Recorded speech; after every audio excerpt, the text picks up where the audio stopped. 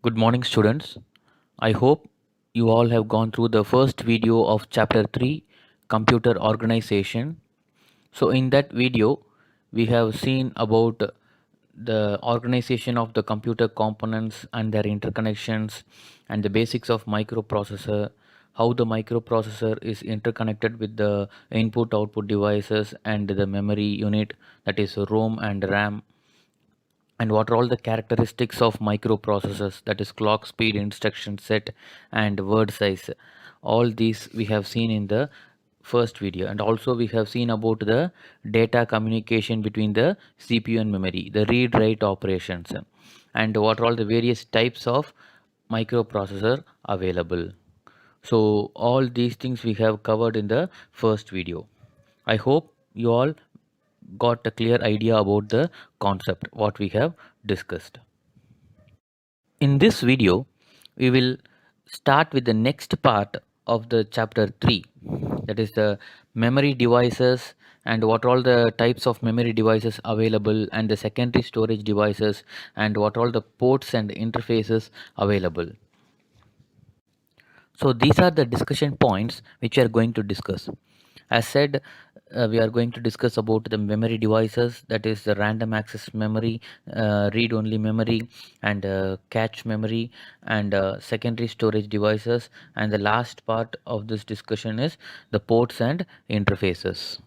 The first one we are going to discuss about is the memory devices. So a memory is just like a human brain. It is mainly used to store data and instructions in the computer memory. So computer memory is a storage space in the computer where the data and instructions are stored. So these data and instructions can be accessed in a two ways, that is read or write. So these access methods either may be sequential access or it may be a random access.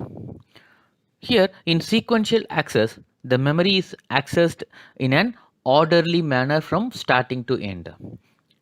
Whereas in the other hand, the random access, any byte of memory can be accessed directly without navigating through the previous byte.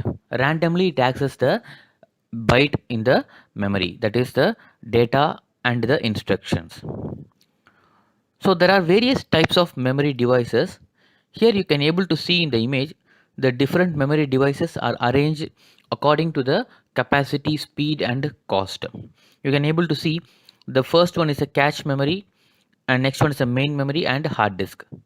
From top to bottom, it means that larger capacity, slower access time, and lower cost. Whereas from bottom to top, smaller capacity, faster access time, and higher cost. Now let us see what are all the memory devices, the types of memory devices available. The first type of memory device is random access memory, that is RAM. The main memory we call it as a random access memory. This is mainly available in computers in the form of integrated circuits, that is ICs. It is a place in a computer where the operating system, application programs, and the data which are in current use are kept or stored temporarily so that they can be accessed by the computer in a faster rate. So, the smallest unit of information that can be stored in the memory is called as a bit. So, we have already discussed about the smallest unit of information, that is the memory sizes. All this we have discussed in the chapter 2. So the memory can be accessed by a collection of 8 bits which we call it as a byte. So the byte is represented as capital B. So we all know that the starting from bit, byte, and kilobyte, megabyte, gigabyte, and the memory device, memory sizes goes on. So the RAM is a volatile memory. Since it stores the information in a temporary manner, the RAM comes under the volatile memory. So which means that the information stored in it is not permanent. That is, we told that temporarily. As soon as the power is turned off, whatever data that resides in the RAM is lost. It allows both read and write operation. So now let us see what are all the types of RAM available. So there are two basic types of RAM available, that is dynamic RAM, we call it as a DRAM, and static RAM as a SRAM. So these two types differ mainly in the technology, how they hold the data. So dynamic RAM being a common type needs to be refreshed frequently. It means the data will be lost in a frequent manner. So the data will not be stored continuously. So for frequent time, the data will get lost. The RAM will get refreshed. The static RAM needs to be refreshed less often when compared to the DRAM. So which makes it faster. So the data is stored continuously for a long time when compared to the DRAM. So the data can be easily fetched from the directly from the RAM itself. So the SRAM is faster than the DRAM. Hence, static RAM is more expensive than the dynamic RAM because of its faster performance. This is all about the random access memory and its types. The next one is the read-only memory, that is ROM. So we consider the read-only memory as a special memory in computer because it contains the pre-recorded data during the manufacturing time itself, and those data cannot be modified. The stored programs that start the computer and perform the diagnostics are available in ROMs only.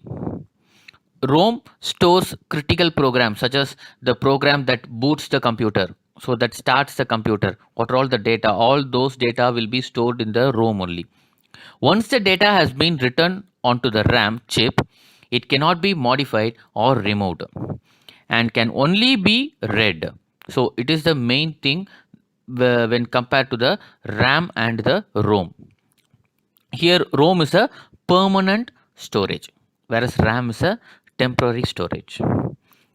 So ROM retains its content even when the computer is turned off. So ROM comes under the non-volatile memory. So there are three types of ROM available, that is programmable read-only memory, and the erasable programmable read-only memory, and the last type is the electrically erasable programmable read-only memory, that is PROM, EPROM and EEPROM. Now let us see about the types of read-only memory. So the first type of ROM is the programmable read-only memory, that is PROM. It is also a non-volatile memory and the data can be written only once in the PROM. So once a program is written into the PROM means it remains there forever. So unlike the main memory, the PROM retains their content even when the computer is turned off. Even the content will not be lost even when the computer is turned off. So the PROM differs from the ROM. Both are, we told that both are non-volatile. Both retain its content even when the computer is turned off. But there is some difference. PROM is manufactured as a blank memory, whereas ROM is programmed during the manufacturing process itself. So the content is written in the ROM during the manufacturing process itself, whereas in the PROM, that is programmable read-only memory, it is manufactured as a blank memory. Later it can be written or coded with the program. So PROM programmer or a PROM burner is used to write the data onto the PROM chip. So the process, all these process of writing the code in the PROM chip or programming a PROM chip, we call it as a burning the PROM. So this is about the first type, that is programmable read-only memory. The next one is the erasable programmable read-only memory. So it means, from the name itself, it is understood that the content in the PROM can be erased. The PROM EPROM is a special type of memory which serves as a PROM, but the content can be erased using the ultraviolet rays. It is a most important thing. So EEPROM retains its content until it is exposed to ultraviolet rays. So the ultraviolet clears all the content, making it possible to reprogram the memory. The EEPROM can also be reprogrammed. By erasing the existing content, it can also be reprogrammed. So EEPROM is also differed from the PROM. In PROM, the data can be, or the program can be written only once and cannot be erased, whereas in EEPROM, it is mainly used in personal computers because they enable the manufacturer to change the content of the PROM to replace with the updated version.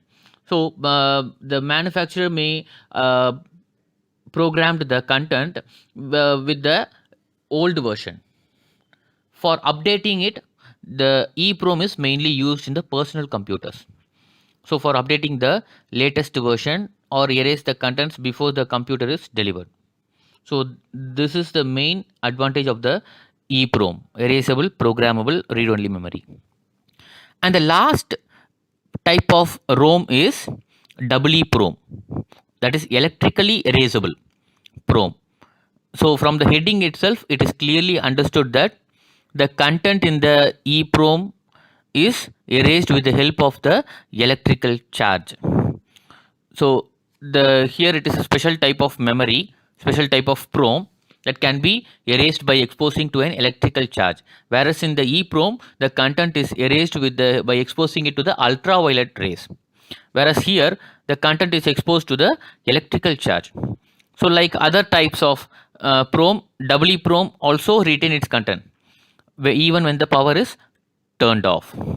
So comparing with other types of ROM, EEPROM is slower in performance because the content is erased by using the electrical charge.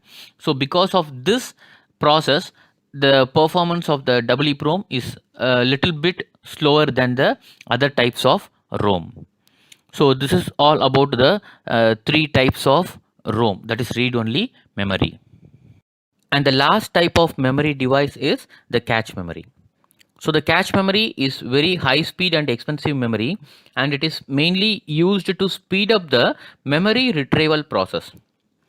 So due to its higher cost, all the current CPU comes with a smaller size of cache memory when compared to the size of the main memory, that is a RAM. So without the cache memory, every time the CPU requests the data, and it has to be fetched from the main memory, which will consume more time. So every time it requests the data, and the data will be fetched from the main memory. Sometimes if the data is not available in the main memory, means it has to be fetched from the hard disk. So for avoiding this time lapse, so they have used the cache memory. The idea of introducing a cache is that this extremely fast memory would store the data that is frequently accessed. So, and if possible, the data that is closer to it. So if a data is continuously accessed, so those kind of data, repeated access data, will be stored in the cache memory, so that henceforth if the same data is need to be fetched, means it can be directly fetched from the cache memory rather for fetching it from the main memory. This helps to achieve the fast response time. So where response time, that is the access time, refers to the how quickly the memory can respond to a read or write request. So you can able to see the diagram which shows the arrangement of the cache memory between the CPU and the main memory. So here, instead of every time when the CPU fetches the data, rather fetching from the main memory, in between a temporary storage is there, that is the cache memory. So the most repeated access data will be transferred from the main memory to the cache memory. If those data are fetched, means it can directly fetch from the cache memory instead of going to the main memory again. So this is the main aim of the cache memory. This is how the cache memory works. The next we are going to see about the Secondary storage devices. So the computer generally has limited amount of main memory. So that is RAM. So which is highly expensive and volatile. Volatile means it stores the data temporarily. To store the data and programs permanently, a concept has been introduced, that is the secondary storage device. So for storing the data and programs permanently, they have introduced the devices called the secondary storage devices, that is the permanent storage devices. So secondary storage devices serves as a supportive storage to main memory, and they are non-volatile because the data stored in the secondary storage will be permanent. And the secondary storage is also called as a backup storage. So there are various types of secondary storage devices available. Here you can able to see the various type of secondary storage devices as a hard disk, compact disk, that is CD, digital versatile disk, DVD, flash memory devices, and Blu-ray disc.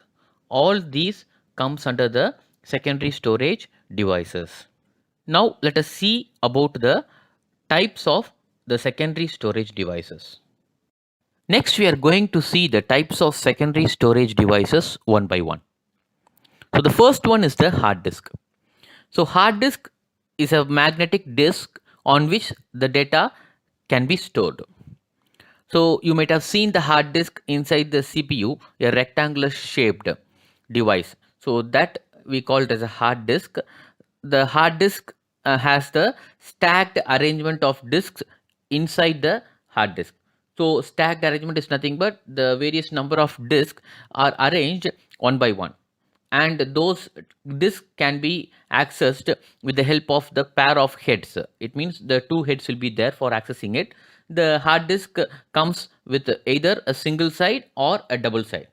So based on that, the heads will be used for accessing the data. Next one is a compact disk, that is CD. So a CD, we call it as a CD-ROM. So you are more familiar by seeing it or by using it, and it is made from 1.2 millimeters thickness, and the thickness of the CD is 1.2 millimeters thickness, and the material which is used to produce the CD is polycarbonate plastic. A thin layer of aluminum or gold is applied to the surface where you are going to write the data, where you are going to burn the data. It is not writing, it is burning. So that layer is made up of a thin layer of aluminum or gold. You can able to see the shining either in a white color or in a golden color. The CD data which you are going to burn is represented in a tiny indentation, and those indentation is nothing but a separation between the data.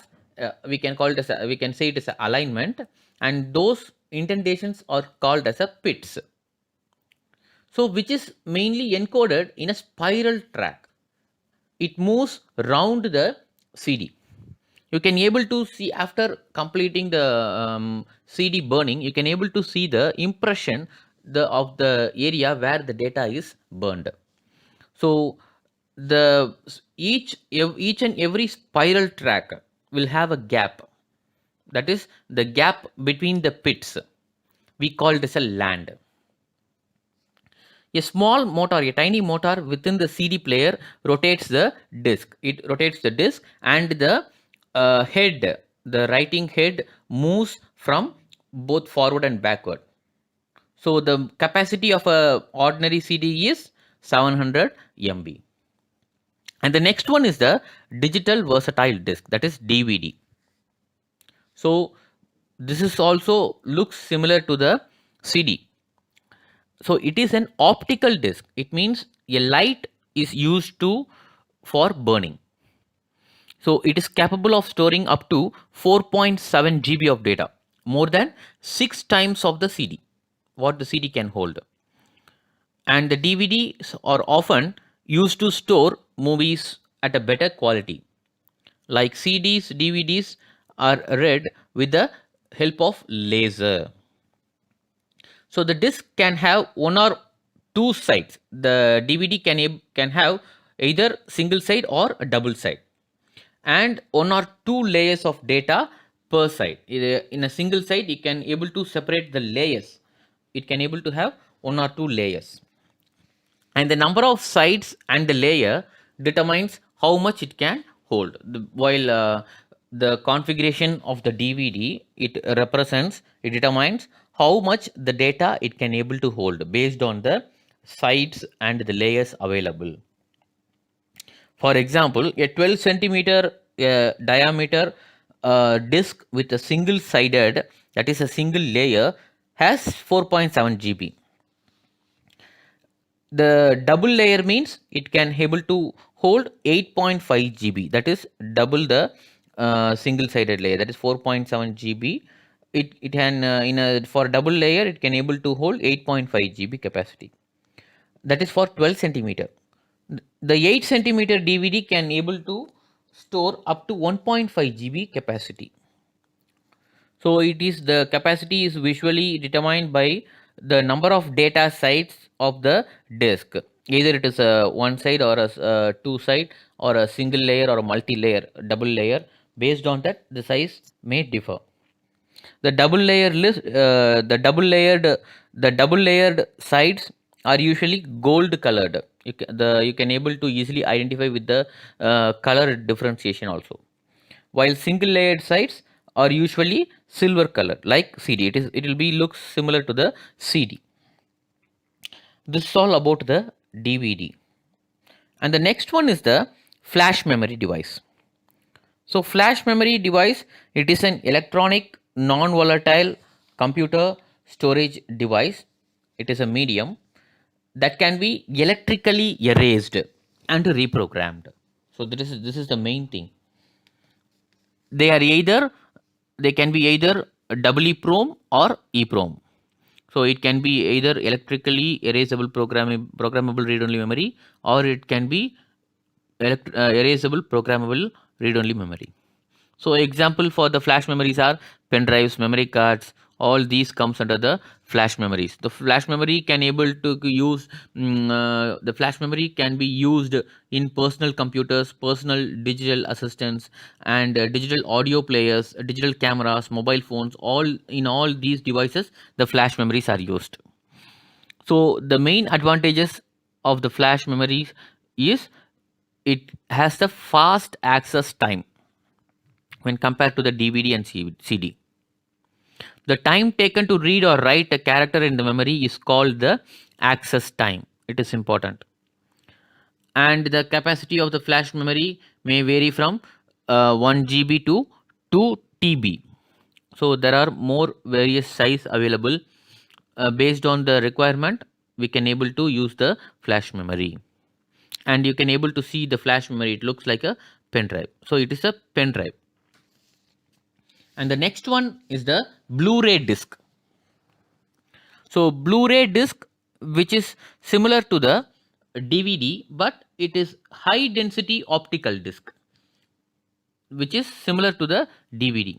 Blu-ray disc is a type of disc where it is mainly used for PlayStation games and for playing high definition movies, which has high quality definition movies or the games, high graphical images. Wherever we use high graphical content, we use Blu-ray disc.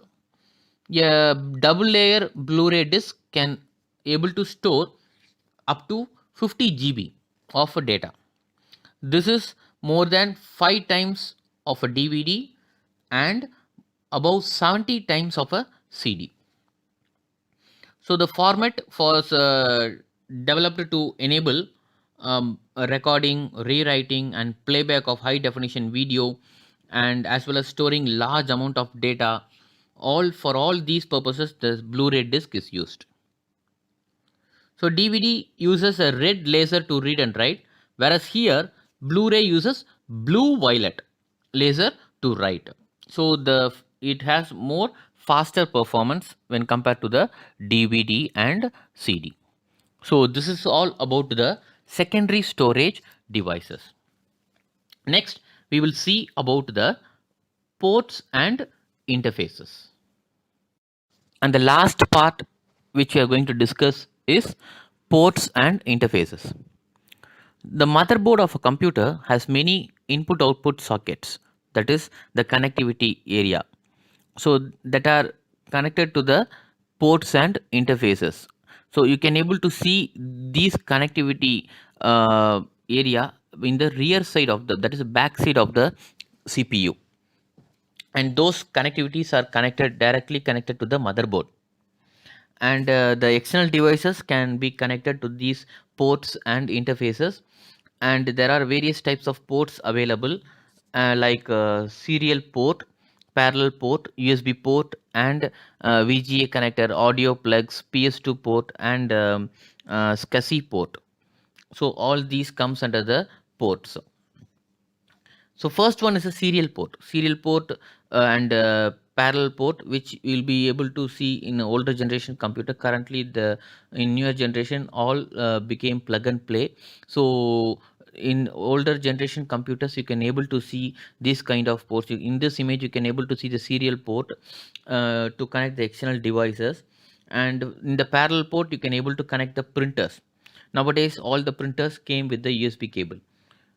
The next one is a USB port to connect the external devices like cameras, scanners, mobile phones, external hard disk, and printers, which are in the latest version all come with a USB cable. So which can be used easily while even working in the computer. So even when the computer is working, you can able to connect in between these devices and you can directly use it. You no need to restart the computer for activating the devices. So that is the major advantage of the USB port. So there are various types of USB ports based on the speed.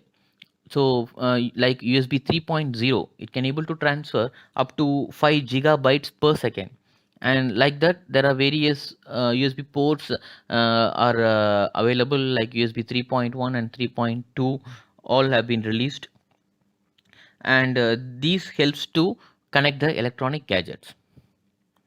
And the next one is a VGA connector. It is used to connect the monitor and any display devices like a LCD projector. All these display devices are connected with the help of this VGA connector. And the next one is the audio plugs. Audio plugs is used to connect the speakers, microphone, and headphones. All these audio connectivity can be done through these audio plugs. And PS2 port, you can able to see in the diagram, the to connect the mouse port and the keyboard port, you can able to see a circular plug. These plugs can able to use the keyboard and mouse only by after connecting, and you have to restart the computer. Say for example, if you are working in the computer, in the meantime you have to change the keyboard with this kind of plugs. A circular plug will be there. So in between you have to change the keyboard. So you are trying to change the keyboard by inserting the new keyboard. If you want to access the keyboard, means you have to restart the computer.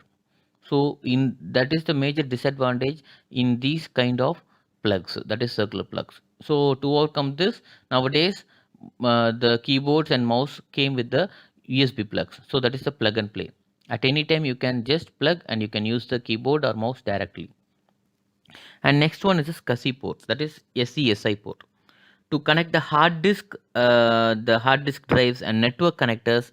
All these data transfer or data network transfer, all these connectivity are done with the help of the SCSI port. And the last one is the high definition multimedia interface. You can able to see that HDMI port. The high definition multimedia interface is an audio video interface which transfers the uncompressed video and audio data from video controller to a compatible computer monitor. So uncompressed videos with the high quality, high definition video and audio data from the video controller to the computer monitor or any display screen. or it may be LCD projector or a digital television, whatever may be. So it transfers the data, video data and audio data from the video controller to the computer monitor, a display screen. So this is the main purpose of the HDMI. So this is all about the chapter 3, computer organization. In this video we have seen about the memory devices, the various types of memory devices, RAM, ROM, and various types of ROM, the programmable read-only memory, and EEPROM, EEPROM, and various secondary storage devices, hard disk, flash memory, and Blu-ray disc, CD, DVD. And last we have seen about the ports and interfaces. So with this, chapter 3, that is computer organization, gets completed. So in the next video we will see about the next chapter, that is chapter 4. Chapter 4, theoretical concepts of operating system. Thank you, students.